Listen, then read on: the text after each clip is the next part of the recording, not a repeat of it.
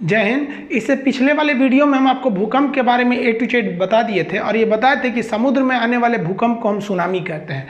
देखिए, सुनामी जो है वो एक जापानी भाषा का शब्द है जिसे कहते हैं तटीय तरंग। सुनामी हमेशा तभी क्षति पहुंचाती है जो समुद्र के किनारे पहुंचती है तब। जैसे मान लीजिए समुद्र के अंदर, उसकी ज़मीन के अंदर कोई भूकंप उत्पन्न हुआ तो इसका तो फोकस हो जाएगा ज़मीन के अंदर और इसका एपिसेंटर हो जाएगा समुद्र का नीतल। देखिए, समुद्र में जहाँ जहाज चलती है उसे तल कहते हैं और जहाँ मरने के बाद आदमी डूब के नीचे चला जाता है उसे कहते हैं नीतल।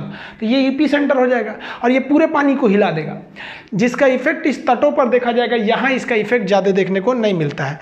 यहाँ समझिए कि जो सुनामी होती है इसमें तीन ही चीज़ें होती हैं, या तो इसका वेवलेंथ, आयाम और स्पीड। आयाम का मतलब होता है ऊंचाई, वेवलेंथ का मतलब है कितनी लंबी तरंग है, ये चीज़ें होती है। अब जैसे देखिएगा, बीच समुद्र में जब सुनामी चलती है तो ये तरंग ज़्यादा खतरनाक नहीं होती है, लेकिन जो तट पर पहुँचती है तो ही ज़्यादा खतरनाक हो जाती है। समुद्र में इसकी जो लंबाई होती है, इसके वेवलेंथ की जो लंबाई होती है वो लगभग 200 किलोमीटर लंबी होती है। 200 किलोमीटर लंबी लंबी तरंगें चलती हैं बीच समुद्र में, जिसका नतीजा होता है कि बीच समुद्र में अगर कोई जहाज है, कार्गो जहाज, इसके नीचे से अगर कोई सुनामी चली जाएगी ना तो पता ही नहीं चलेगा।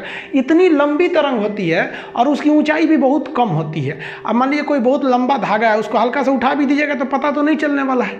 तो इस वजह से सुनामी बीच समुद्र में कोई इफेक्ट नहीं करती है, पता भी नहीं चलता है लोगों को कि नीचे से सुनामी चली गई है। लेकिन यही जो तरंग इतनी लंबी है, जब वो समुद्र के तट पर पहुंचती है तो इस तट पर इसको आगे बढ़ने का रास्ता नहीं मिलता है, जिस वजह से ये ऊपर उठ जाती है, जिस वजह से ये तट पर खतरनाक हो जाती है। तो जो मिड सी है, यानी समुद्र का बीचों बीच एक कोस्टल एरिया, दोनों में डिफरेंस क्या होता है कि बीच समुद्र में इसकी वेवलेंथ 200 किलोमीटर होती है, जो तट पर आकर केवल 10 किलोमीटर हो जाती है। यानी 200 किलोमीटर की चीज़ को अगर आप दबा के केवल 10 किलोमीटर में करिएगा तो ऊंचा हो ही जाएगा। अब 200 किलोमीटर का कोई हाईवे है, सड़क है, दोनों ओर से दबाइएगा तो बीच में उठ जाता है। यही नतीजा होता है कि जो ऊंचाई यानी जो आयाम थी इसकी बीच समुद्र में 1 मीटर था, वो तट पर आकर 30 मीटर हो जाता है। 30 मीटर सोचिए ना, अब तो उतना हाइट हो जाने की वजह से ये ज़्यादा खतरनाक हो जाता है। लेकिन समुद्र में कोई रुकावट नहीं होती है, इस वजह से समुद्र में सुनामी की स्पीड बहुत ज़्यादा होती है और तट पर आने के बाद सुनामी की जो स्पीड होती है वो कम हो जाती है। तट पर देखेंगे तो इसकी ऊंचाई बढ़ जाती है लेकिन स्पीड थोड़ा सा कम होता है, लेकिन वाटर लेवल इतना ज़्यादा हो जाता है कि इसके नुकसान इतना भयानक हो जाता है। जैसे देखिए, ये पानी वाली जहाज है, एम्बैंकमेंट तोड़ के शहर में घुस गई है और ये पानी वाली जहाज समुद्री चीज़ को शहर में फेंक देता है, इतना ज़्यादा लॉस होता है। जापान तो इसका भुक्तभोगी है। अब आप देखिए ना, ये पानी वाली जहाज को उठा के लाया था समुद्र, शहर में फेंक दिया था और एक बिल्डिंग के ऊपर ये पानी वाली जहाज को फेंकना पड़ा था।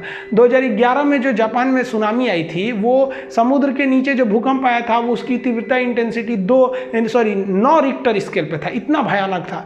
तो ये कुदरत जो है ना वो दिखा देती है कि हम जब चाहें इंसान को ध्वस्त कर सकते हैं। तो इससे बहुत ज़्यादा लॉस होता है। इससे बचने का एक उपाय होता है जिसको हम लोग टेक्निकल भाषा में डार्ट कहते हैं। डार्ट का फुल फॉर्म होता है deep ocean assessment and reporting of tsunami. ये क्या होता है कि इसके 2 डिवाइस होते हैं। एक समुद्र में ये तैरते रहता है, इसको लगा दिया जाता है। ये क्या करता है, पता लगाता है कि समुद्र के तल में कोई भूकंप तो नहीं आया है, और अगर भूकंप आया है तो जेन्युइन है कि वहाँ से सुनामी उत्पन्न होगा। तो जब सुनामी उत्पन्न होता है तो उसके 8 घंटे पहले ये डार्ट नाम का मशीन सिग्नल भेज देता है अपने बेस सेंटर पे। जैसे अंडमान निकोबार में डार्ट मशीन को लगाया गया है और इसका जो सेंटर है वो कहाँ पे बनाया गया, हैदराबाद में। अंडमान निकोबार में भी यहीं से चेतावनी दे दी जाएगी 8 घंटा पहले। सुनामी आने के 8 घंटा पहले ये चेतावनी दे देता है और कुछ घंटे पहले समुद्र का जो तट होता है वो पीछे हट जाता है, क्योंकि पिकअप बनाने के लिए पीछे हटा है तो लोग घूमने चल जाते हैं, आके एक बार बहवा के लेके चला जाता है ये सुनामी। तो भूकंप एक ऐसी चीज़ थी कि जिसकी हम पूर्वानुमान बहुत मुश्किल से कर पाते थे, जबकि सुनामी जो है उसका हम पूर्वानुमान कर सकते हैं। आई होप आप इसको समझ गए होंगे। मिलेंगे नेक्स्ट वीडियो में, तब तक के लिए जय हिंद।